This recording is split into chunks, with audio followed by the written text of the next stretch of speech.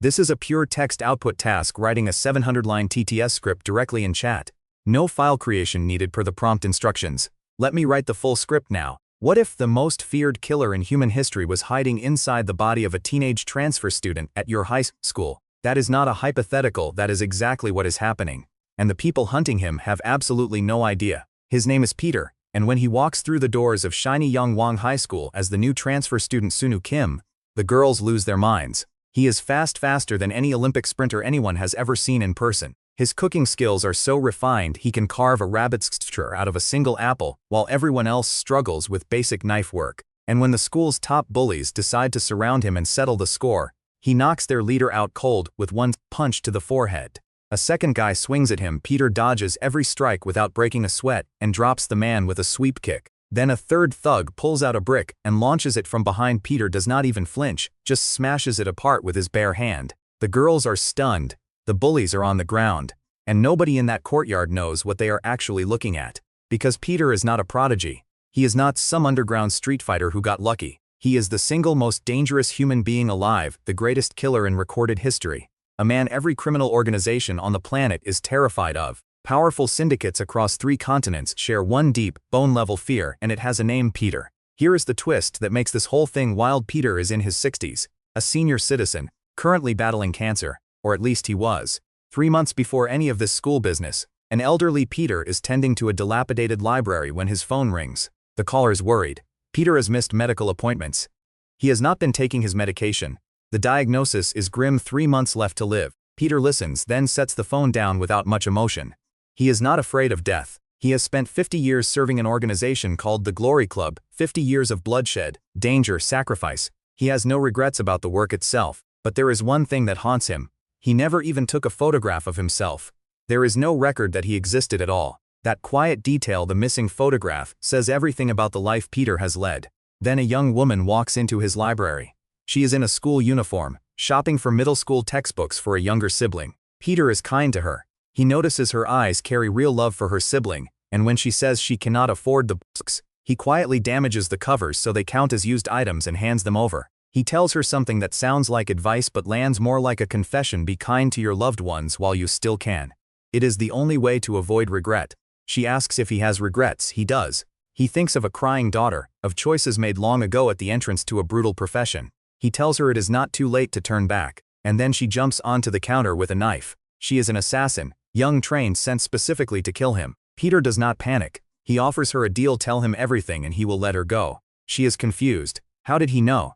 He explains it all with the calm of someone describing the weather. He recognized that the school on her name tag has been closed for 2 years. He knew she was lying from the moment she walked in, and her perfume, it could not quite mask the smell of the blade she was carrying.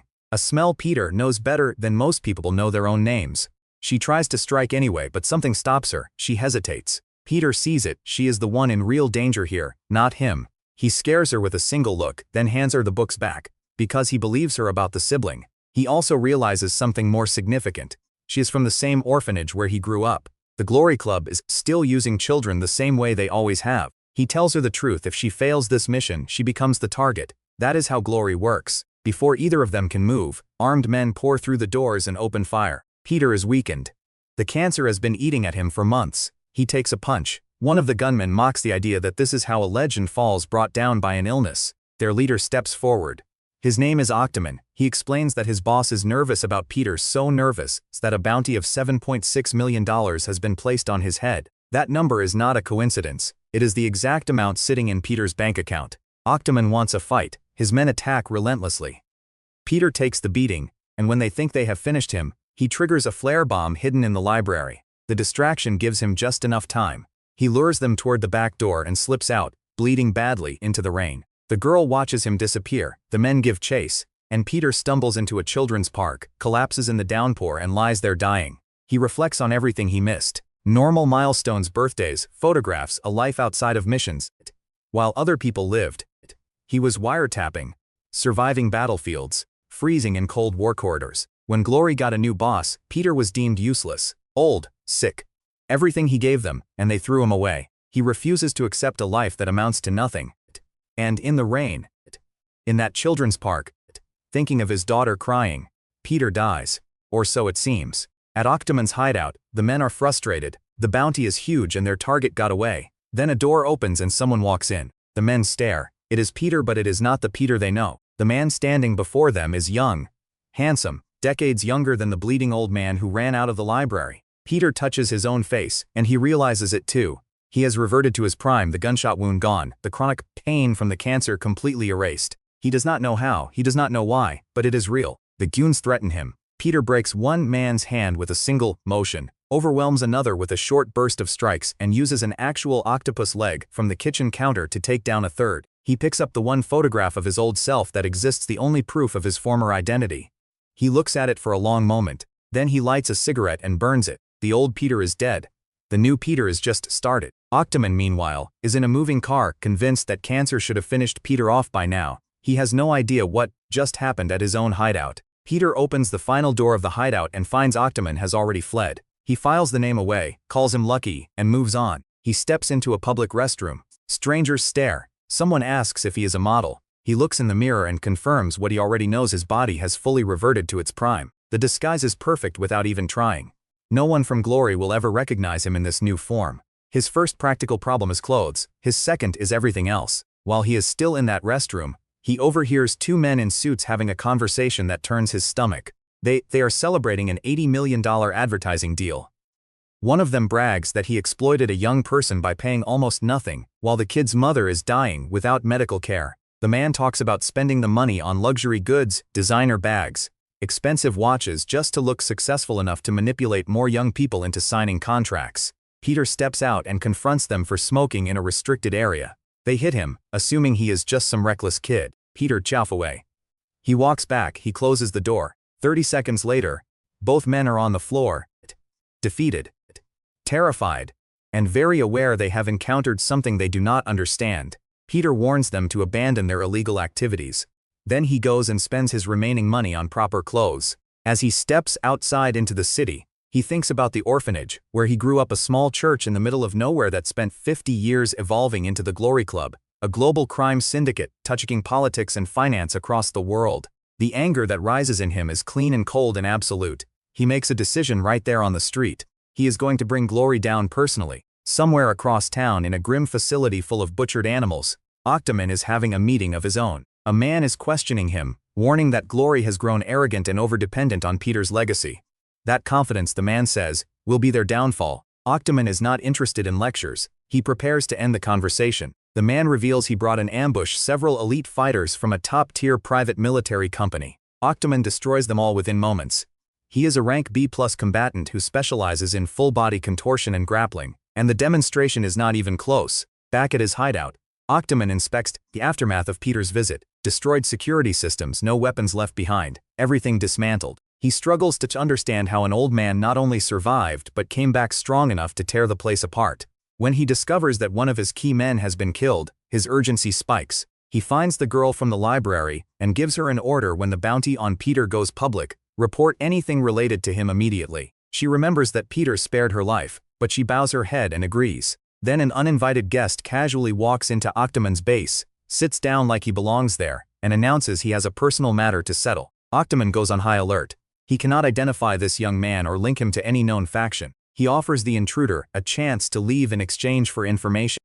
He considers whether this could be an apprentice of Peter's, or some hidden connection, though everyone knows Peter has always worked alone. The young man rejects every offer and presents his own instead. He tells Octoman who he is. He is Peter, reborn in a younger body, and he is here to collect. Octoman stares in complete confusion. This makes no sense to him. Peter proves it by describing which two of Octoman's men he killed. He repeats it twice, slow and clear, while Octoman's brain tries to catch up. Octoman gives a final warning: they have real guns, stop pretending.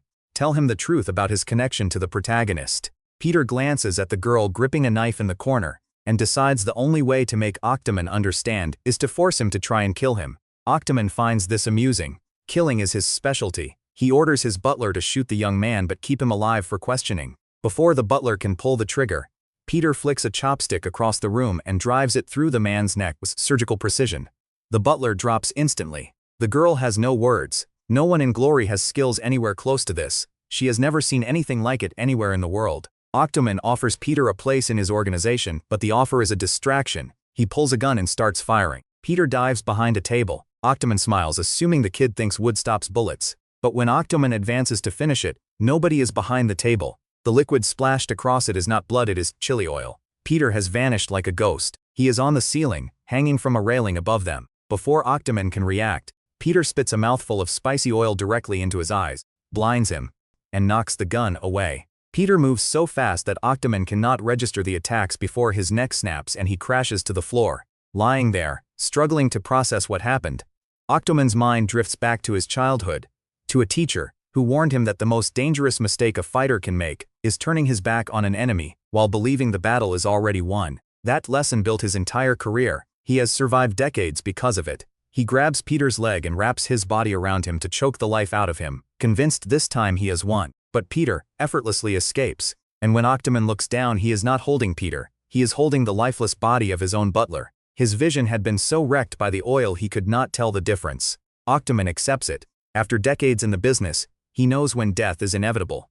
This young man might rival the 12 apostles or surpass them. Desperate, he grabs the girl and tries to use her as a bargaining chip, hands her over like a business transaction, begs to be let go. Peter appears to accept the deal. Octoman exhales in relief and turns to leave, already planning his revenge. And the moment he shows Peter his back, Peter reminds him of the final lesson his teacher taught him. Octoman freezes. Peter explains it quietly. The moment a fighter shows their back to an enemy, while believing the victory is secured, that is the exact moment they become as good as dead. Octoman realizes the terrifying truth. The teacher who raised him in that profession, the one whose lesson he built his whole life around, that teacher was Peter. Nobody who has ever seen the real Peter has lived to tell the story. Peter launches forward and Octoman is gone. Across the city, an SSS-ranked bounty announcement goes live. On digital billboards, 6 mils for Peter's head. The Glory Club has thrown every resource it has at advertising the reward. Organizations across the city are mobilizing. Peter spots the announcement and reads it without rushing. Then he notices Glory Club members collecting donations on the street corner nearby. He decides they will not need to search for him. He is going to find them. But first, he is smart enough to know he cannot do this alone. He thinks of one specific person, a girl. He is not entirely sure he wants her involved, but she is the best option he has. He navigates through a large public restroom that looks like a demolished junkyard, follows a set of stairs down into a basement, and pushes open a door. Inside is a flashy underground space with expensive decor. A blind woman named Jiwon moves through it with total confidence, already aware he is there. She smells the distinct scent of a killer's blood on him, and immediately attacks with a stick, pushing him backward, testing him. Her dog, Alexander, is supposed to be her backup. Instead, the animal walks straight up to Peter and lets him pet it. Jiwon is stunned. She leans in closer, examining him. His skin is clean. The old man smell she expected is gone. She figures out what he is asking before he can fully explain. He wants to know how the old man died. And more than that, he wants to follow in his footsteps. Peter confirms it.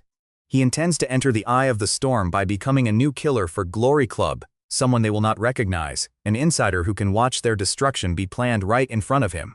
Jajun calls the plan complete nonsense, then she thinks about it. If Peter is young again, no one will recognize him. Infiltrating Glory as a brand new recruit is actually the one move nobody would see coming. His way of thinking scares her sometimes. Then she drops the problem on him to become a Glory killer. You have to originate from the Yongwang orphanage. The new Peter has no orphanage record. He is a stranger on paper. He lacks the qualification. Peter shifts gears. He has another idea. The scene cuts to shiny Yongwang High School, a massive campus that presents itself as a normal high school to the outside world. Girls buzz around the new transfer student, Sunu Kim, marveling at his appearance, asking what type of girls he likes. Barely able to keep it together. A teacher tells them to control themselves. Peter, entirely unbothered, tells the teacher to control her students. What nobody in that school knows except the people who built it is that shiny Yongwang High School is a front. Founded by the Glory Foundation, it secretly runs an intensive killer training course on the inside. This school is Peter's only pathway into glory. Inside the main hall, achievements and awards are being announced. Peter listens, confirms what he has told about the orphanage requirement, having one exception, a candidate who stands out enough to be accepted directly. So Peter walks onto the stage, taps the microphone, introduces himself as Sunu Kim, and announces to the entire assembled school that his only hobby and specialty is fighting. Then he says he is a killer. The crowd erupts. Everyone in that room immediately starts thinking about recruiting him. A beat of silence. Then Peter adds that he is a killer at hitting the books and wishes everyone a great school year. The crowd laughs. Some students admire the nerve. The plan has already started working. A group of big guys shoves through the crowd to confront him. Their leader, Yul Jang, has been in a relationship for exactly 22 days and believes Peter was flirting with his girlfriend. He throws a punch that has taken down everyone in the Mapo district. It misses for the first time in his life. Peter hits him back with a single blow to the head. Yul goes down. He apologizes to his girlfriend for failing to protect her. A teacher rushes over, scolds Peter for fighting on school grounds, and asks where his father is. Peter says his father is probably dead. The teacher apologizes. And somewhere in the crowd, the girl from the library Yuna spots the new transfer student and realizes she recognizes him. The old man who killed Octaman is standing in her school. She sits near a bench of flowers trying to process this. Peter approaches and asks to sit. She demands to know what he is doing there. He says he is escaping attention. She asks what he wants. He tells her to shut up, then brings up a flashback, a moment where he showed her a photograph and offered her a way to survive by identifying the man who killed Octaman. He asks why she is still coming after him if he kept his promise. Yuna explains that because of him, Glory put her under close monitoring. Every movement she makes is watched. Things are harder now because he let her live. Peter tells her that surviving and eating burgers is least she could do after he spared her. She is not impressed. She picks up her plate to leave. He asks her to help him. He needs all the help he can get and believes she has already chosen his side. He calls her by name before she can respond and disappears. She stares at where he was standing. The shiny Yangwang High School Sports Festival kicks off.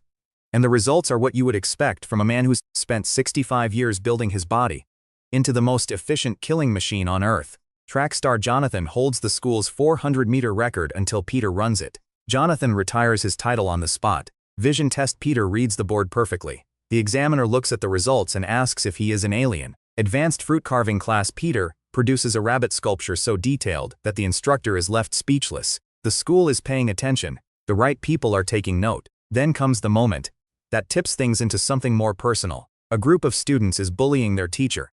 Mr. Lee threatening him, mocking him, punching him to the floor. They tell him to shut his mouth or they will frame him for child abuse, threaten to upload everything to social media, demand he give them unlimited passes or face lawsuits. Peter walks in, identifies himself as the new transfer student, and asks if they just insulted their teacher. They mock his killer introduction. He does not move. The first punch comes. Peter dodges it, lands his own and drops the attacker.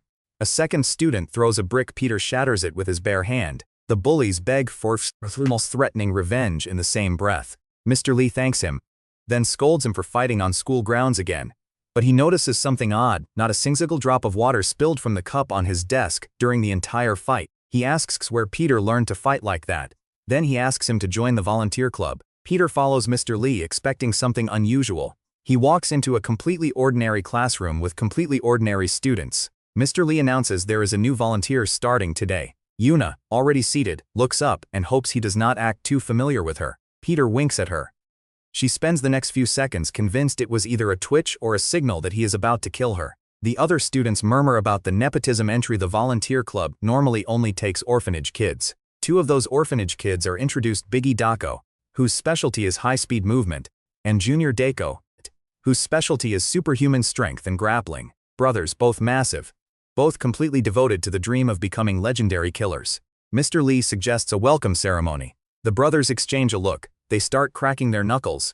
Yuna sees it and tells them to stop, but she is thinking in terms of self-preservation, not concern, because she knows Peter could end both of them in seconds. Peter pushes the brothers back with one move and tells them to get out of his way unless they want to get crushed. The brothers recover, approach again, and try to explain who they are training to become legendary killers on the level of Apostle Peter himself. They tell Peter there is no place in this club for someone dressed like him, and they launch a combined attack. Peter slides backward, repositions, and tells them to come at him. The brothers think he has a death wish. They go in hard, saying they have spent 18 years perfecting this. Peter lets them exhaust themselves and does not throw a single punch. The other students applaud, assuming the new kid ran away out of fear. What they do not see is that every punch the brothers threw missed by design. Yuna notices. She catches up to Peter in the hallway afterward and pins him against the wall. She watched the whole thing.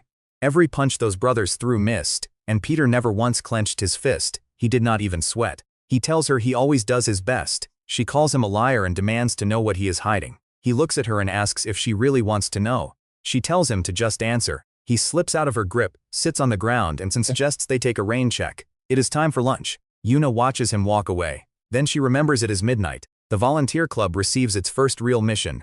A man named Yoon Chang-choi, chairman of the massive Daeha group and a major Glory sponsor, has had his son kidnapped. The mission is to rescue the son.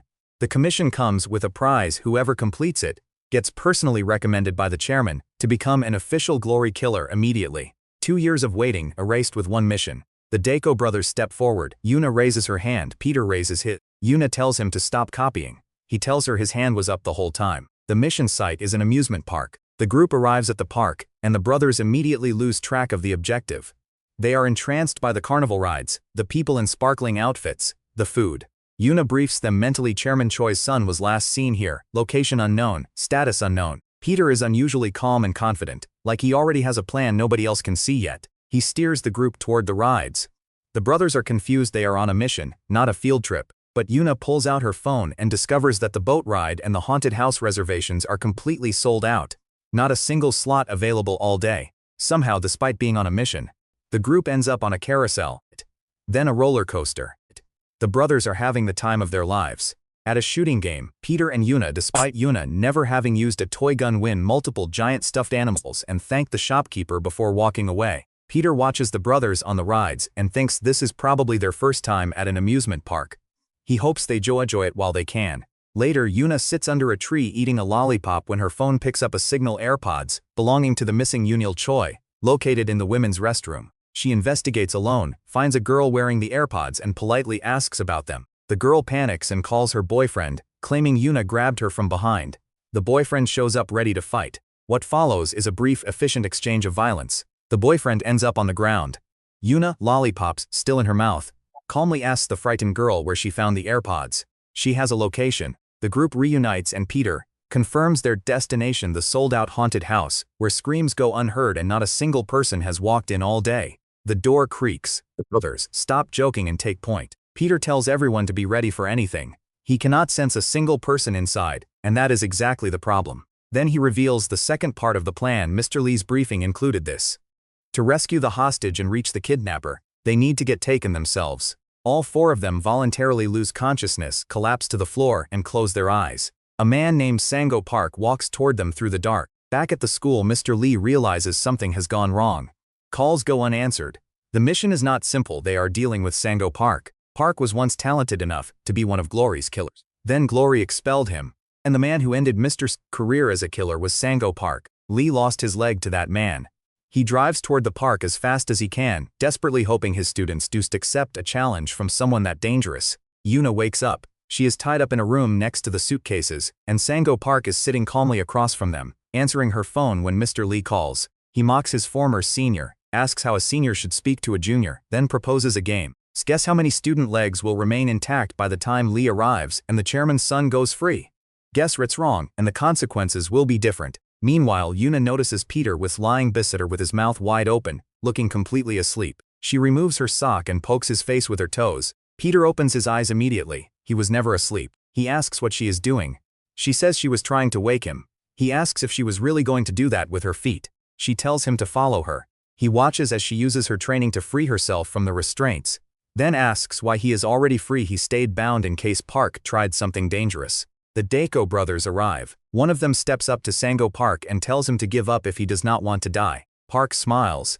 He proposes his game win and he will release the chairman's son lose and each of them forfeits a leg. The brothers tear off their shirts and accept. Mr. Lee, still driving, is praying they say no. Park throws knives to make it fair. The brothers are confident they are skilled with blades, and Park seems slower than expected.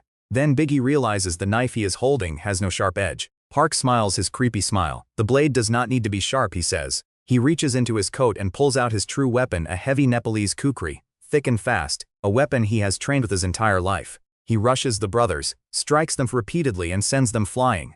The brothers, badly beaten, shout at Peter and Yoona to run, but Peter does not run. He tells Park to double the stakes, both legs, one arm or his head, Peter's choice. Park is impressed, he agrees. He tosses a knife to Peter to make it even. Yoona is horrified.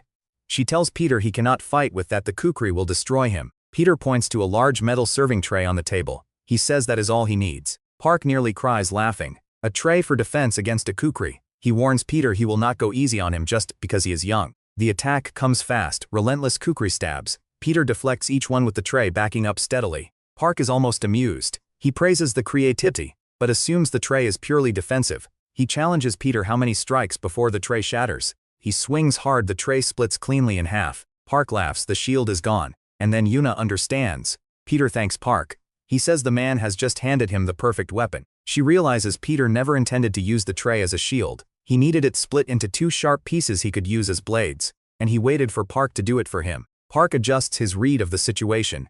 This cannot be a coincidence. Peter stepped back at the exact moment, survived, had the tray split perfectly down the middle. He decides to test whether Peter is planning or lucky. He attacks again, drives a strike through what he is certain is flesh, looks down and finds he only sliced through a pillow. Peter is already behind him. If Park had not blocked with his hand, the sharp edge of that broken tray would have opened his throat. Park realizes he cannot keep up with the protagonist's movements. He wonders if this boy is even human. Yuna watches, doing the math. The kukri is heavy enough to be lethal on one direct hit, but the weight makes Park slower. The longer this goes on, the more Peter wins. Park changes his style. He abandons the heavy kukri and deploys hidden blades stored inside it.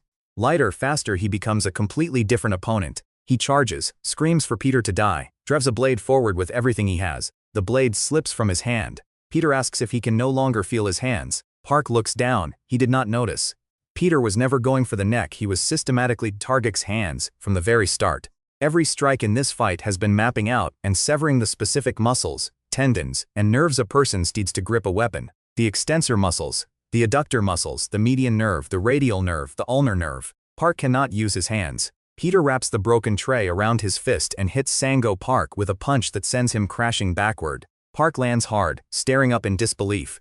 He reaches for one last option, a grenade. He points it at the suitcases, revealing the kidnapped children are inside them. He orders Peter to kneel and beg for his life or everyone goes to hell together. Before Park can react, Peter closes the distance in an instant and forces the grenade into Park's mouth. He tells Park to grip his jaw tight if he wants to survive. Then he explains exactly how grenade physics work to a man who has used grenades his entire life. Park stands there with the grenade in his mouth, panicking, until Peter knocks him back, calmly replaces the pin, and tells him the fight is not over yet. Park begs for a tie, promises to release all the children, swears to keep everything secret. Mr. Lee bursts through the door and finds the once terrifying kidnapper sobbing for mercy, hands useless, grenade removed, pride completely destroyed. All the children are rescued safely, including Chairman Choi's son. Park continues begging to be called a tie even as he is zipped into a body bag for transport to Glory headquarters. Mr. Lee reflects that the nightmare that ended his career as a killer has itself finally been ended.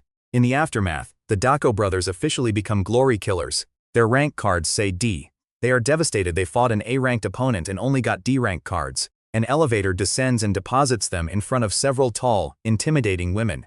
The brothers try to close the doors and pretend to be the wrong people. One woman steps forward and explains that Chairman Choi himself wants to reward them. Suits, a feast, luxury, everything. The brothers are treated like kings. They boast that Peter and Yuna are lucky just to be there alongside them. The biggest gift is a room full of high-quality rifles and munitions. The brothers eventually take a few. Yuna spots Damascus knives, but feels she did not contribute enough to deserve them. Peter picks up a fountain pen. The woman asks if he is sure. Peter says he is familiar with this kind of weapon. Shortly after, a message arrives. Chairman Choi wants a private meeting with Peter specifically. In the elevator on the way up, the woman compliments the pen selection. Peter says it is a model he knows well. She notes it was a limited edition from 40 years ago. Peter says it was handed down by his grandfather. She finds this strange. She cannot answer why the chairman wants to see him specifically. Peter enters the chairman's private office and sits across from Yoon Chang Choi, head of the Dea group. The chairman welcomes him warmly, then reveals something extraordinary. He knows who Peter is. Or more accurately, he thinks he knows. The chairman drifts into a memory. December 24, 1978. A cabin on a mountain. His son Yoon Chong, still a teenager, kidnapped by Soviet operatives demanding Korea surrender jointly developed missile technology. 3 special forces teams were wiped out trying to reach the boy. Delta Force was en route from the United States and then a sniper on a passing train downed the helicopter. The chairman went to Yangwang Cathedral in desperation and begged Father Gabriel to send help. He offered the Dea group's full resources for a century. Gabriel said there was no need for alarm. Everything follows the Lord's plan. He told the people present to pray. The chairman was stunned. Prayer? 3 elite teams were dead. Gabriel said the apostle he was sending could finish the job alone. A lone figure boarded the train, the most powerful of all the apostles. He moved through the carriages like a force of nature, precise shots, Exactly enough bullets, no wasted motion. Every enemy between him and the boy dropped and stayed down. In the final carriage, a KGB lieutenant colonel held a teenage Yoon Chong at gunpoint. He warned the intruder to drop his weapon. Peter slowly raised his hands, told the boy in a whisper when he counts to 3, lower your head. At 3, he flicked a coin through the lieutenant colonel's forehead. The man was dead before he hit the floor. The teenage Yoon Chong looked at his rescuer in complete awe. The man lit a cigarette and placed a hand on the boy's. He said he did not come for the boy personally, he came to save the future of the Deha group. He told Yoon Chong to get up because they had a long journey home. Now in the present, the chairman looks across the desk at the young man before him and assumes he must be Pianter's son. The resemblance is remarkable. Peter exhales quietly. The chairman does not know the truth, he is safe. The chairman says it has been 40 years since he last heard that name, and he is glad to know the man survived to see his grandson grow up. Peter thinks to himself that he is glad the boy made it, that he grew into a successful gentleman. As a token of gratitude, the chairman offers what he calls a modest gift, the ST Petrus 44, a motorcycle with the world's highest speed record and a stealth function that makes it invisible to GPS and security cameras. Yuna says Peter does not need that. The Deko brothers immediately try to trade their guns for the bike. The woman refuses. Peter hands Yuna a helmet and tells her to get on. She gets on. They leave the brothers behind, arguing with the woman about their weapons deal. As they ride, Mr. Lee calls to inform the group that the senior glory killers want a meeting. The brothers are excited. Peter is calculating. The group arrives at Hopjong Yongwang Cathedral, the Glory Club's Gongzhou branch. Inside, killers receive their assignment cards, known as revolutions, ranked by tier. The ceremony feels almost sacred. Then the father of the cathedral sees the new recruits and pours a cup of something called secret blood directly over the Dako brothers' heads. He welcomes the D-rank deadbeats with a smile. Peter steps forward. He greets the group and tells the brothers they must not know what real pain feels like, because they have not experienced it yet. The killers in the room begin to circle them, ranking the brothers, mocking their D-rank status, reminding them that in this world, rank is everything and there are no rules. The brothers respond by declaring they were born to reach the top. They are the next S-rank apostles. The father advances on them. The brothers are faster than they look. Biggie appears behind the father with incredible speed. Junior charges forward with both fists. The father blocks and reminds them that playtime is officially over. Yuna signals that they need to step in, and that is when another figure enters the hall. Director Jen, a B-rank glory killer who specializes in gliding. A man who has devoted his entire life to the profession. He begins to explain the structure of the organization. 336 D-rank killers handle ordinary citizens. 200 C-rank killers handle gangs and violent crime. 100 B-rank killers manage internal conflicts. 36 A-rank killers handle national security assassinations, and above them the 12 S-rank killers known as the Apostles, the absolute best in the world. Meanwhile, the father pins Biggie to the ground and prepares to finish the lesson. Then he turns his attention to Yuna. He mocks her for being a former minion of Octoman's, tells her she barely deserves her D-rank and will never earn what Octoman made even if she works herself to death. Peter grabs the father's hand. He tells the man not to cross any more boundaries. His voice is completely calm. The father asks if the brat wants a fight. Peter denies it. He remembers Jiwon's warning, do not attract attention. Play the part of a D-rank killer. His revenge requires patience. The father punches Peter in the face, asks if that feels impressive. Peter accepts the hit and asks only that the brothers be sent to a hospital. One has a stab wound, the other is unconscious. The father is satisfied. He ends the confrontation, strips them of their volunteer licenses, and tells them to come back when they are ready to challenge him. The four walk out of the cathedral. The brothers apologize. Peter puts on his helmet and calls Biggie captain. Then he suggests they go get lunch. On the motorcycle, Yuna asks Peter what she can do to become stronger. He says it is a silly question. She asks if he is upset. He says there is no reason to be. They lost their licenses because they were weaker. It was inevitable. But the night is not over yet for Peter. He parks the bike, walks back into the cathedral alone and sits on a bench to pray. The men who saw him earlier mock him, ask if he is back for another beating or to repent. Peter tells them that tonight, for the first and last time, they will meet an S-rank killer. They are about to witness what an apostle can truly do. One of the men sends Mr. Jong to give Peter a proper lesson. Jong approaches. He looks at this high school kid, this D-rank nobody whose name he cannot even remember, holding nothing but a small rosary. And something is wrong. He cannot explain it. The look in Peter's eyes is not the look of a D-rank kid. He tries to convince himself his instincts are playing tricks. He executes a practiced deception, tells Peter he will throw a book. Peter will instinctively block it with his arm. And in that moment of defense, Jong will strike. It works exactly as he'd scripted. Peter blocks the book. Jong attacks. Except Peter's target was never Zhang's fist, it was his eye. The rosary beads in Peter's hand shatter apart. He catches them, wraps the string around Zhang's neck and pulls with controlled force. A deep cut open. Zhang goes completely still, frozen, trembling. He cannot continue. He has spent decades developing an innate ability to sense a losing battle before drawing his knife. That sense has never failed him. Right now, it is not just screaming at him, it is consuming him. An overwhelming desire to submit. He has never felt anything like this before. He apologizes, he begs Peter's forgiveness, promises never to repeat his actions. Peter acknowledges that the ability to sense death is a basic skill for a killer and tells Zhang he is quite capable in that regard. Jiwan appears outside in a car with her dog, watching it all. She asks Peter why he picked a fight. He assures her it will not become a problem. She realizes the man Peter just humiliated is a B-rank killer, who will never be able to admit to anyone that an 18-year-old D-rank student destroyed him without throwing a single significant punch. Peter drives off on his motorcycle and leaves her frustrated, standing in the street in the middle of the night. The next morning, the Dako brothers are panicking about their lost licenses until a stranger approaches them outside the cathedral and hands the licenses back. He tells them the power of Christ compels him to be nice. They stare at him. He tells them to screw off. As he walks away, he thinks to himself that Peter still gives him goosebumps. He is a B-rank killer, and he chose to help them. The ripple effect of Peter's presence is already spreading through the organization, without anyone understanding why. Meanwhile, Peter finds Yuna in the training room alone, drilling herself past exhaustion. She is replaying the fight with Sango Park in her mind. She remembers being called pathetic. She remembers achieving nothing in that battle. She believes that if she does not become stronger, her brother Eugene will be in danger. Peter enters and asks why she keeps calling herself pathetic. He hands her volunteer license back. She says she does not deserve it. He asks why she stays in a profession she feels unsuited for. She tells him to stop because he knows nothing about her. He says he knows a few things, including the fact that Eugene is not her biological brother. She goes still. He asks what happened between them. She tells him she was abandoned in a subway locker as a baby, brought to an orphanage. She spent years refusing to form any connections to avoid the pain of being left behind. Then a mission went wrong. She was shot badly. The doctors said she was not worth treating. Eugene refused to leave. He begged them to save her. He stayed at her bedside through everything, insisting she was his sister, even while his own condition deteriorated. She woke up to find him in critical condition, barely alive, only worried about whether she was okay. She heard doctors complaining about the cost of his blood packs and suggesting they get rid of him.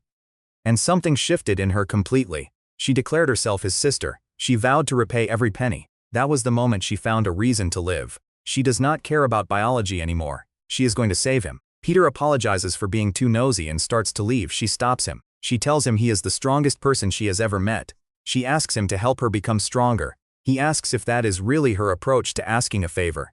She gets embarrassed, corrects herself, and formally asks him to become her teacher. He says the thought of taking her on gives him a headache.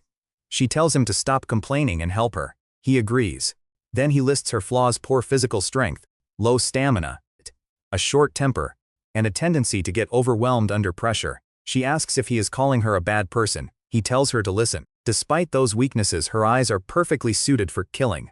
From start to finish in every fight she has ever witnessed, she has never once looked away. She subconsciously memorizes every movement she sees. Her ability to track micro deals in high-speed combat exceeds even legendary athletes. He was genuinely surprised when she tracked Sango Park's finger movements during the fight. He tells her he knows a weapon that can turn her weaknesses into strengths and allow her to defeat any opponent. He holds out his hand. An object begins to glow. The weapon is a rope dart, a traditional instrument that becomes more destructive with speed and spinning momentum, making the next strike unpredictable every single time. Yuna trains in a factory frozen to 20 degrees below zero. She shreds block after block of thick ice. The Dako brothers watch and scramble to look up the price of the weapon online. Peter paid $1,000,000 for the ice she trained on in a single session. He left her ointment for the scars on her hands. When she calls him later to awkwardly figure out how to say thank you, she asks what is on the lunch menu. He tells her spicy pork and strawberries. Before hanging up, he tells her she has found her true weapon. She stands in the frozen factory, rope dart in hand, and for the first time she believes it. Then Mr. Lee brings a new mission and everything accelerates. The volunteer club is assigned to a massive hospital, Seoul Yongwang General Hospital, the largest Glory Club facility in Korea, disguised as a completely normal medical center. On the outside it treats patients. On the inside, it disposes of bodies, conceals assassinations as medical accidents, and conducts illegal operations. The reason Peter needs to go there, his DNA is in Glory's database. The blood test Glory requires of every new killer will expose him. His plan initially is to destroy the hospital's data center. Jiwon tells him the problem: someone is guarding that data center. A man known by the codename Nathaniel. 4 years ago in Rio de Janeiro, 6 gangs that had controlled the city for 30 years were wiped out in a single day. Then an elite military police unit was wiped out trying to investigate. The bodies found afterward were not just dead. They were twisted, dismembered, and arranged in ways that suggested something beyond human strength. One soldier smelled gunpowder, found the gunman inside horribly mangled, asked to retreat. A hand reached out of the darkness and dragged him away. When the shooting stopped, the corpses were found hanging from the ceiling, with their heads removed, and their necks attached to the ceiling itself. That was Nathaniel. Peter studies the secret government files Jiwon obtained. He doubts an ordinary human could do what those reports describe, but he has an idea for how to draw the man out. He hacks a billboard and posts a public message: Peter is coming to visit Nathaniel. The message goes up on a massive screen in the middle of the city. The hospital explodes into chaos. Killers are dispatched across the building. D-rank assassins complain they are too weak for this assignment. A group of elite Brazilian fighters appears: Agent Funerario, the Undertakers of Rio, A-rank and B-rank killers who answer only to Nathaniel. Most people assume the doctor will win. Peter is nearly 70, supposedly dying of cancer. Peter appears quietly behind the Dako brothers, while everyone around him speculates about his death. Inside the hospital, the operation to find Peter begins. Every elderly patient is being tracked for blood testing. The whole building is on alert. Peter, disguised as a male nurse, walks straight into the operating room and introduces himself as a D-rank killer assigned to surgical duties. He picks a fight with a B-rank undertaker named Rodrigo, defeats him and waits. An assistant rushes to show a doctor live footage of Peter fighting and winning. The doctor watches him count to 10, and then watches Peter take the B-rank fighter down. The doctor orders the security recordings deleted and asks where Peter went. Then the doctor does something Peter did not expect. Instead of confronting him, he recruits him. Nathaniel shakes Peter's hand, notices something unusual in the twitch of his grip, asks for his name, and adds him to his personal entourage. Jiwon is furious. Why would Peter accept a position that puts him closer to the target's scrutiny? Peter suggests it sounds like fun. She squeezes her juice box until it explodes. He hangs up and goes back to playing chess with a young patient. The girl is thrilled. Someone nearby notes that Peter was only going easy on her. A staff member hands Peter a master key card: access to every room in the hospital. 3 rules for the entourage. Never speak unless spoken to. Never question the doctor's actions. Never refuse an act of kindness. Peter wonders what kind of kindness makes trained killers that nervous. He finds out when Nathaniel leads him through a secret passage that does not appear on any hospital map, uses his key card to open a secured door, and reveals an underground laboratory. Massive chambers fill the room. Human test subjects suspended in fluid. The air smells wrong. Nathaniel calls this the place where his dreams become reality. He explains that Charles Darwin was wrong. Evolution is not chance. It is something he personally controls. He eliminates the weak. He cultivates the strong. He sees potential in Peter. An alarm triggers mid-speech. A test specimen has escaped and reached stage 4. Nathaniel responds by punching his hand through a wall, grabbing the creature by the face, and stopping it instantly. He scolds the specimen for interrupting his conversation and returns his attention to Peter without missing a beat. Peter has just watched a man shatter stone with a bare fist. He files this information carefully. The DNA results should now be in the office. Peter has 4 minutes and 30 seconds to locate them and swap the files. He uses his key card to break into Nathaniel's office and replaces the samples, but Nathaniel returns 30 seconds. The trap was the tour, the kindness, the laboratory reveal, the entourage invitation. All of it was designed to make Peter comfortable enough to act. Nathaniel asks why a D-rank killer is in an apostle's private office. Peter claims he was delivering documents, makes as if to leave. Nathaniel grabs his shoulder, notes that Peter already searched the files, asks why he was so interested in the elderly patient blood samples if he did not know where they were kept. Peter recognizes he is caught. He uses that recognition as a tool. He bows his head and sincerely apologizes for overstepping, explaining that he was desperately trying to find the target. He suggests someone may have altered their appearance. Nathaniel notices something on Peter's face, tells him to wipe it off, and dismisses him, satisfied that the young recruit is taking the mission seriously. Alone with the photograph of the old Peter, Nathaniel studies it. He concludes that the face was real, not a mask. This young man cannot be the apostle he is hunting. But he decides to keep Peter close anyway, because the boy would make an excellent sample. The trap is tightening from both sides, and then Nathaniel pulls his next move. He calls Yuna to his office. He notes her survival in multiple dangerous encounters: the impulse attack, the confrontation with Sango Park, and concludes that the apostles believe Peter has been helping her. He accuses her of being his spy, then he offers her a deal. Her brother Eugene suffers from hemophilia. He has less than 3 years to live. Nathaniel holds a serum worth 4.5 billion won that can save him with a single dose. The price bring Peter to the clock tower in the hospital lobby at 2 in the afternoon on the 24th. And Nathaniel will do the rest. He hands her a prescription. Then without warning he snaps her wrist. The hospital does not admit healthy patients, he explains. He leaves her alone in the room. Yuna sits in the hospital room, wrist broken, staring at a photo of Eugene. She knows the stakes. If the trap works and Nathaniel captures Peter, Eugene lives. If she refuses, Eugene is next. Peter enters the room on a routine check. He turns on the television, sits in the broken wrist. He asks quietly, who did that? She tells him to meet her under the clock tower at 2 on the 24th. She says it is the only option she has. He agrees. He leaves. She cries looking at Eugene's photograph, praying she is making the right choice. What Nathaniel does not know is what she told Peter specifically. She directed him to the clock tower in the park, not the hospital lobby. She warned him that anywhere else would lead him into danger. She is not betraying him. She is the only reason he walks into the right building on the right day. On the 24th, Peter walks through the hospital corridor. As the clock approaches 2, Nathaniel watches through surveillance, urging him to hurry. And Peter is at the park. Inside the lobby, the building is packed with armed personnel at every corner. Nathaniel has deployed everything. Yuna tells Nathaniel she has not heard from Peter since that day. She apologizes. She begs to work for him in any capacity. Nathaniel declares that she is no longer useful. He breaks his cane. He tells his men to bring in the next person. Then the fire alarm goes off. The entire hospital begins evacuating. Nathaniel studies the chaos, no smoke. He wonders if this is real. Peter appears beside Yuna. She cannot believe he is there. He explains with the fire alarm, pulling every genuine staff member and patient out of the building. Anyone still inside must be a killer hunting him. He triggered the alarm himself. He has cleared the board. Nathaniel reveals himself. He lectures Peter about the Undertakers of Rio, a poverty-born organization that controls all illegal activity in the region, built by survivors in a city where the average lifespan is only 16 years. Hundreds of their strongest members are in this building right now. He offers Peter a chance to join him. Stop playing the hero. Come and become something greater. Peter shrugs. 2 Undertaker members charge. Without moving from his spot, Peter pulls out a pen and strikes both in their vital points. They collapse before they can reach him. Everyone in the room goes still. Nathaniel does the math out loud. It takes 1 minute and 12 seconds to die from a cut artery, 40 seconds from a vein, 12 seconds if the carotid is severed, average about a minute per kill. He has over 100 fighters in this building. He gives Peter 100 minutes. The gang closes in. Some of them have been waiting their whole lives for a fight like this. Peter dodges every attack with total efficiency. One fighter comments that the little boy looks scared.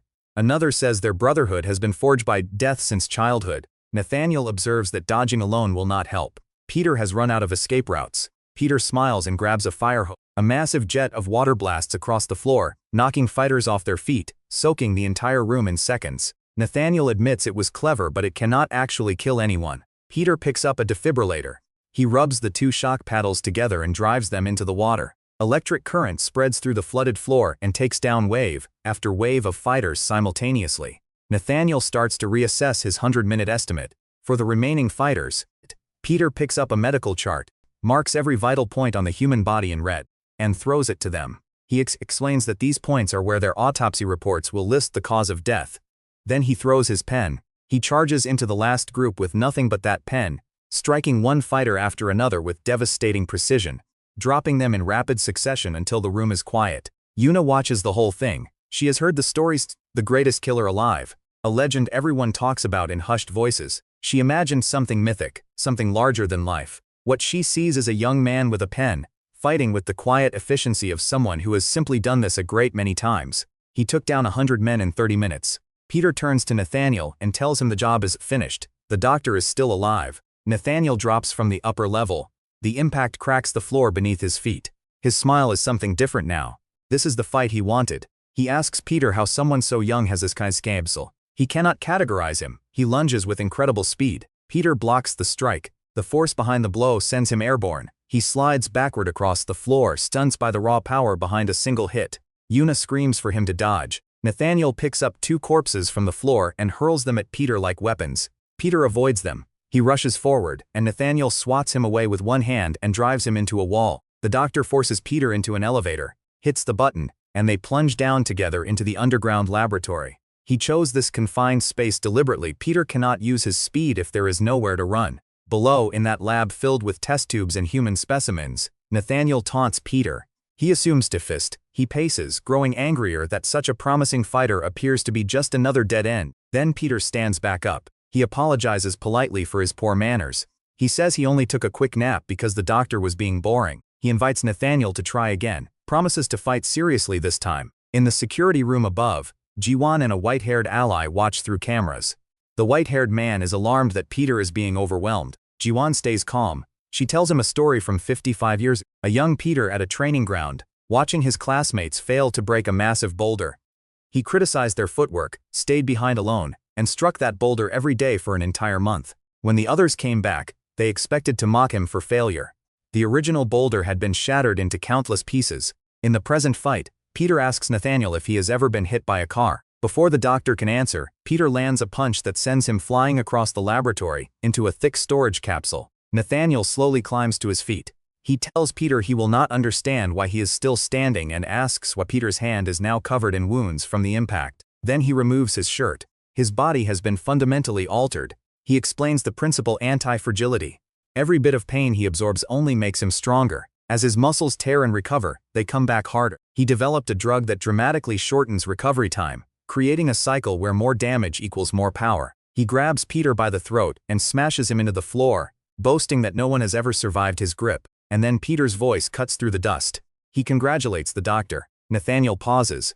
He is certain he had Peter by the throat, but in 0.1 seconds, Peter used his hand to create an opening and slip out of the chokehold. The white-haired man in the security room watches in disbelief. Jiwon stays calm, because she knows what is actually happening. Nathaniel declares he has been evolving throughout the fight and gives Peter one final chance to beg. Peter raises his hand. Nathaniel thinks he is surrendering. Peter tells him enough is enough. He says there is only one way to deal with a child throwing a tantrum: give him a proper spanking. They charge at each other. Their fists collide over and over. The intensity builds until neither one looks like an ordinary human. Nathaniel is excited and bothered at the same time. Peter's stats suggest an A-rank killer. But there is something hidden underneath, something that explains why he keeps fighting without a trace of hesitation. As Nathaniel swings his killing blow, Jiwon screams. The white-haired man screams. And Peter reveals what he has been waiting for. He has been observing Nathaniel's body evolving throughout the fight. The muscles, growing past the drug's intended limit, have expanded so far they are now compressing the doctor's own bones and nerves. Nathaniel tries to move, his body refuses. He is completely immobile. His fist hangs mid-air. He never noticed because he was too absorbed in the battle, and Peter diagnosed the side effects of his artificial evolution in minutes. Peter declares it over. He follows up with a powerful kick that sends Nathaniel crashing backward. Nathaniel, lying broken, reaches for his last option, a hidden capsule of a drug that will melt his muscles but transform him into something beyond human. He swallows it. He warns Peter that they will both die in 3 minutes. His final stage of evolution begins. As they clash again, Nathaniel finally understands what he has been missing. The wall between them is not strength, it is experience. He cannot fathom how someone so young can carry this at much combat history. He begins to wonder, is this actually Apostle Peter? Peter tells him about the one man he spent his life trying to surpass, the strongest godlike man in the world. Nathaniel's memories blur back to a life that started small and sick. A child in a hospital bed wondering why he was born so weak. Watching a nature documentary about creatures shedding their shells to become stronger. That child decided he would be the one to achieve human evolution. And he spent decades proving it, defeating fighters across the world, dissecting the strongest bodies he could find, altering his own biology in pursuit of an impossible ideal. In the present, Peter throws him through a wall. Nathaniel's spine shatters, his muscles rupture. He cannot move. Peter tells him not to move, it will only make the dying faster. Nathaniel asks how he can be defeated. He has spent 30 years doing nothing but becoming stronger. Peter tells him simply there are things he can never copy. Nathaniel's tenacity was real, but Peter has 65 years of hard work behind him. Nathaniel, a doctor, who has studied the human body more thoroughly than perhaps anyone alive, admits that there is at least one thing he is fortunate for. He got to meet Peter before the end. At the hospital in the aftermath, the Brazilian killers are cleared, records are erased, the cover-up is complete. In the car back, the Daco brothers complain to Mr. Lee about wanting a rank promotion. He tells them to take off their fake casts. They claim it was method acting. Yuna sits quietly and remembers Nathaniel's offer, the serum that could save Eugene. The scientist is dead.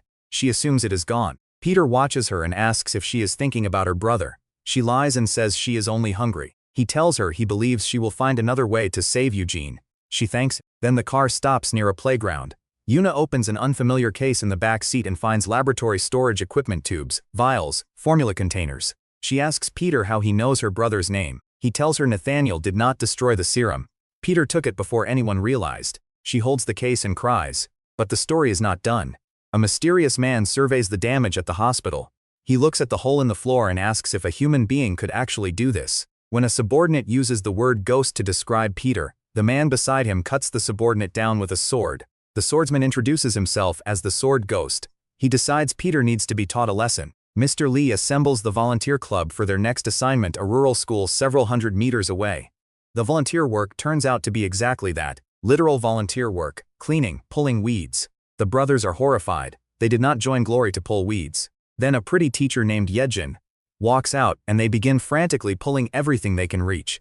They are told, moments later, that they have been pulling up the flowers. While the brothers collapse in dismay, Peter notices Yuna is quieter than usual. He notices the school is being harassed by local thugs demanding rent money. When one of the thugs grabs Yejin and makes an ugly comment about her appearance, Biggie steps in and declares that Talfen should protect women, not hit them. The larger thug punches him immediately. A fight breaks out.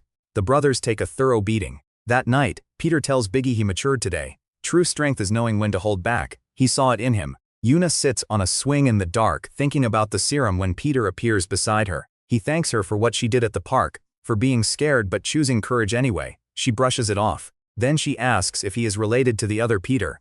She says it frustrated while looking at someone D-ranked who fights like an apostle. He promises to explain everything when the time is right. Later that night, Peter finds his way to the school security room. The guard inside has lived around the smell of blood for decades, and already knows Peter is not a student. The guard removes his gloves. Peter names him the Spiral Swordmaster, Apostle Simon, Glory's greatest swordsman hiding in a rural school tending to children. Simon confirms it. Then he tells Peter he will not be leaving the school alive. What follows is a duel unlike anything the others would have witnessed. Simon fights with no gaps in his defense. His blade moves like he can read an opponent's mind, cutting off every counter before it begins. He slices through all of Peter's canes with ease and corners him completely. Then he stops, he kneels, and he greets Peter as his great brother. He confirms it through scent, through gait, through breathing the natural habits that cannot be disguised. This is Peter, returned to youth. The two sit together on a large rock. Simon admits he had been certain his brother was dead. He notes that Peter looks healthier than he ever did. Dark hair, no pain, the body of his prime. Peter admits he just woke up this way and does not know why. He tells Simon about the plan completely eradicating Glory. Simon is worried. He offers to fight alongside Peter, pledging to cut their enemies apart. Peter tells him to stay at the school and protect the children. Simon protests. But Peter reminds him of 60 years of shared history. The 12 children selected from the orphanage, trained until they were something between human and weapon. The 12 apostles, the organization they built alongside Glory. And then Father Gabriel's adopted son, a man whose true identity remained a mystery, seized control, corrupted everything, and turned Glory into what it is now. That man wears a large mask and carries a queen tattoo on his back. He is known as Raphael. The next morning, the volunteer work wraps up. A farewell at the shore. The brothers, softened by Yejin's kindness, promise they will come back every year. Simon tells Peter to call if he needs support. Peter thanks him and tells him to be safe. Rain begins to fall, thunder, and then intruders at the school gate. A woman named the Sword Phantom arrives with her companion. She is an A-rank apostle and the new holder of the SIM title in Glory. A swordmaster from Japan's ancient killer organization, the Kutoru. Simon engages her in the bamboo forest, and what follows is one of the most intense sword fights in the story so far, their blades trading shockwaves in the rain. Simon activates his signature technique, the spiral slash in the rain. The waves and the air itself seem to stop, only the spiral in motion. Every strike connects to form one continuous unbroken path of damage. The Sword Phantom is defeated. But her companion, a massive quiet man named Kajo, reveals a wound on Simon's stomach, not from her, from him. Kajo is the real threat. He moves Simon to use a hallucination-inducing perfume on himself and walks away with a severed arm in his hands. Peter receives the arm in a box with a note that reads simply, "Dear Peter." He grabs the phone from the spy watching him, and the Sword Phantom is on the other end. He tells her directly keep Simon alive. If he dies, she faces a slow and painful end. Peter boards a motorcycle, then a yacht. They are heading for the Ghost Cruise, a secret vessel, with no registration, no GPS, no identity. A floating black market where anything can be bought or sold, including people. The Dako brothers show up despite being told to stay behind. Chairman Choi arrives to provide cover, and Peter enters that ship to get his brother back. What happens aboard the Ghost Cruise is an entire war compressed into a single night: a public auction, a biochemical weapon, 100 armed pirates, fire on the water, and the Sword Phantom's final gamble. Peter uses the Dako brothers to spread panic, tilts the ship deliberately by draining its ballast tanks, floods the floors with alcohol disguised as a battlefield accident, and fights the Sword Phantom until she has lost her left arm, and her perfume supply has become his most powerful weapon. He ignites his sword, sets the perfume-soaked floor ablaze, and watches her illusions burn away with it. Kajo knocks her unconscious and carries her away before Peter can finish it. Simon, missing an arm but very much alive, is rescued by Chairman Choi. And when the pirates trap the Dako brothers and the chairman at the lifeboats, Simon takes the deck. With one arm, he unleashes his new technique, a left-handed spiral slash he has been perfecting since the day Peter once asked him what he would do if he lost his arm. Simon said he would open a noodle shop, then he broke his own arm to practice. Every firearm on that dock is sliced in half, every pirate stops moving, every passenger on the Ghost Cruise gets out alive. The second glory base is destroyed. The Kotoru connection runs deeper than Peter expected, and Rafafel is running out of places to hide from the man he thought was already dead. Peter looks out at the water and thinks about what comes next. Raphael has always known about their alliances. The hospital, the cruise, the school, every step has been watched. This is not a series of battles, this is Raphael's masterpiece, and Peter has been inside it the whole time. In the weeks that follow, Simon is reunited with Jiwon, who greets him with affection, insults, and a genuine threat to cut off another limb if he keeps asking questions about her screen reader. Peter gathers the people he trusts and lays out what is coming. Raphael will hunt down the original apostles. Saison's job is to find them first. Simon shakes Peter's hand, promises to stand by his side, and leaves. Peter and Jiwon head to Deha Group headquarters. Chairman Choi explains why he chose Peter, not because of his power but because of what he is part of Glory, but the opposite of everything Glory has become. That contradiction is what the chairman has been waiting for. A new threat emerges almost immediately. A former apostle named Alapide, the world's greatest assassin, one who marks his targets before killing them, has left his mark on the Deha Group building. Alapide infiltrated the building not by breaking in but by never leaving. He has been hiding inside for 2 days, disguised as a staff member waiting. He takes down Marco, the B-team leader of Escudo, Europe's top security unit, without a sound and without a trace on any camera. Then he sends a video to every phone in the building, Marco being dragged into the darkness by something barely visible, and ends it with a message written on the victim's face. No one will leave the building alive, and a direct challenge to Peter. What Alapide does not know, and what nobody in that building except Peter understands, is that they are not dealing with an ordinary bodyguard anymore. They are dealing with a man who's 65 years being the thing that other killers had nightmares about. A man who has already fought his way through a criminal empire's worth of assassins, an artificially evolved monster, a ship full of pirates, and the best swordmaster in Japan. A man who was born in an orphanage, trained until he was something beyond human, and then discarded when the organization decided he was no longer useful. A man who died in a children's park in the rain and woke up young again, with everything to prove and nothing left to lose. Raphael wanted to eliminate him quietly before anyone noticed. Instead, Peter has been inside Glory this whole time, watching, learning, dismantling piece by piece, building a team from the wreckage of everything Raphael thought he controlled. The Dako brothers, 2 orphanage kids, who spent their whole lives dreaming of becoming legends like an apostle they never thought they would meet, are now riding alongside him. Yuna, a girl who was abandoned in a subway locker and refused to love anything out of fear of losing it, has found her weapon, her family, and a reason to fight that goes deeper than survival. Simon, the greatest swordsman Glory ever produced, hiding in a rural school teaching children, who never stopped believing his brother would come back, is out in the world again, looking for the others. And Jiwon, blind, ferocious, smarter than anyone in any room she enters, has been building the infrastructure Peter needs to finish what he started. Raphael built his empire by eliminating the original apostles one by one, and replacing them with killers who serve without question. What he did not account for is one original apostle who cannot be killed, who does not stay dead, who came back young and quiet and patient and completely invisible to the organization hunting him. Peter does not announce himself, he does not post manifestos or threaten speeches. He walks into rooms where he is not expected. He picks up whatever is available, a chopstick, a tray, a mop, a pen, and he makes it enough. Because he is not the strongest person in any individual fight. Nathaniel was stronger, The sword phantom was faster, Kajo's blood was more lethal. What Peter has that none of them have is 65 years of experience, the specific accumulated knowledge of what works, what fails, and exactly where a person's body will fail them if you wait long enough. He waited for Nathaniel's muscles to lock. He waited for the sword phantom's momentum to create a predictable path. He waited for the right moment to torch a perfume-soaked floor. Every fight Peter has been in since he came back, young, he has won by understanding something about his opponent that they did not understand about themselves. And that is not a superpower. That is what 65 years of living at the edge of death teaches a person. The Dia group is under siege.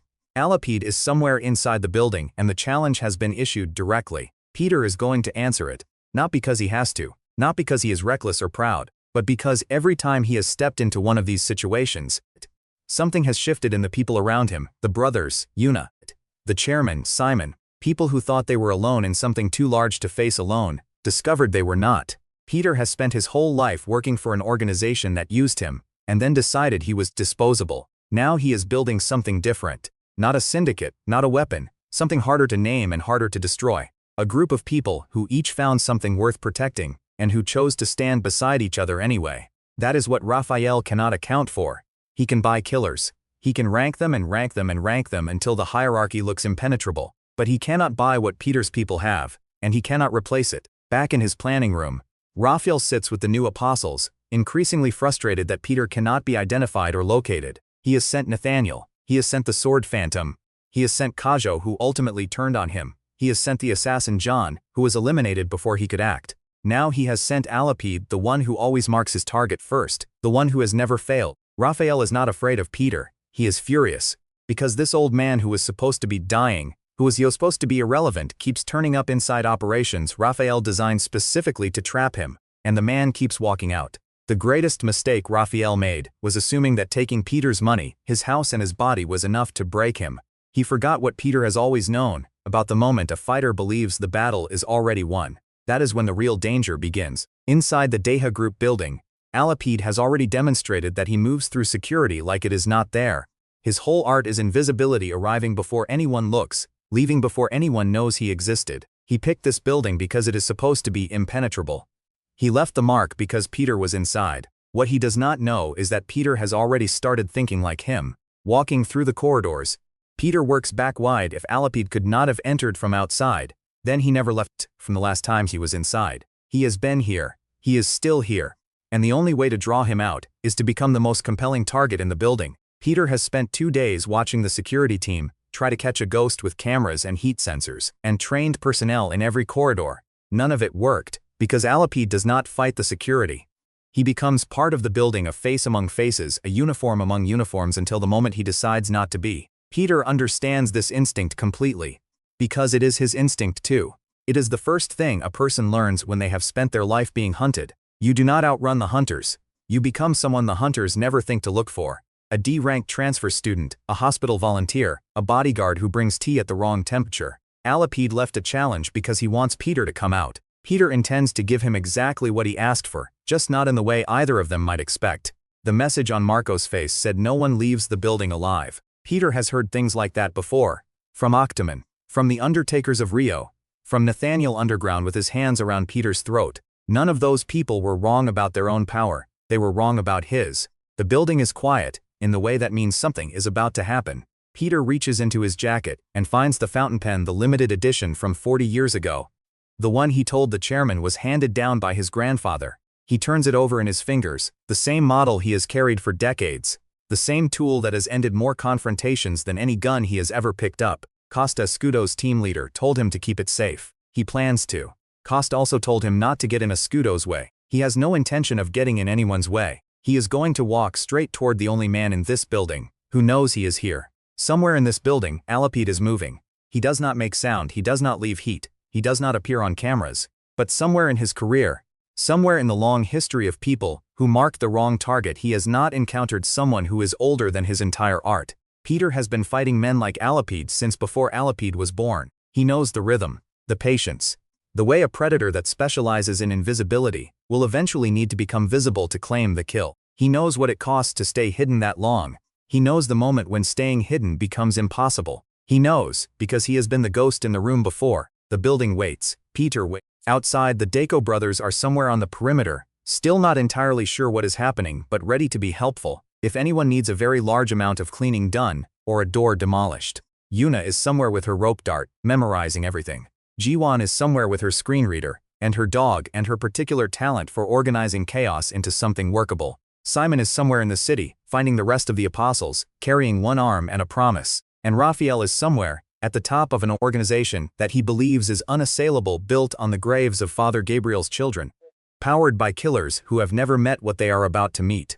He has been waiting for Peter to show himself so he can finish what he started. Peter has been inside his organization this whole time. He has been the D-rank transfer student, the hospital volunteer, the bodyguard who picks a fountain pen from an armory. He has been Sunu Kim, who runs faster than an Olympic champion, and carves rabbits from apples, and knocks out school's bullies with a single punch, and makes the girls swoon and makes the senior killers go very, very quiet. He has been all of those things while also being what he has always been.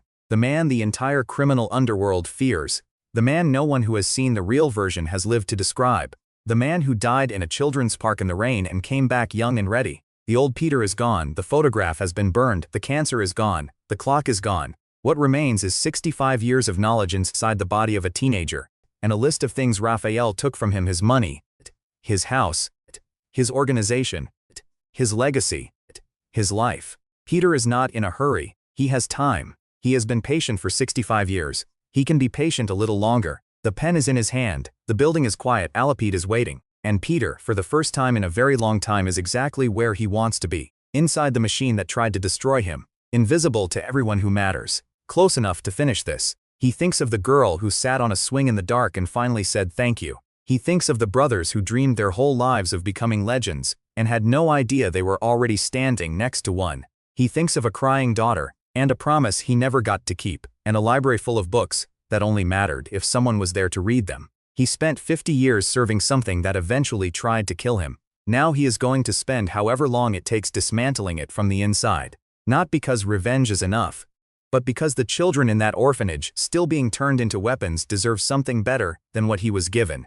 And the man who once burned the only photograph of himself, who chose to become a ghost rather than a memory, has decided that this time, he is going to make sure the story gets finished.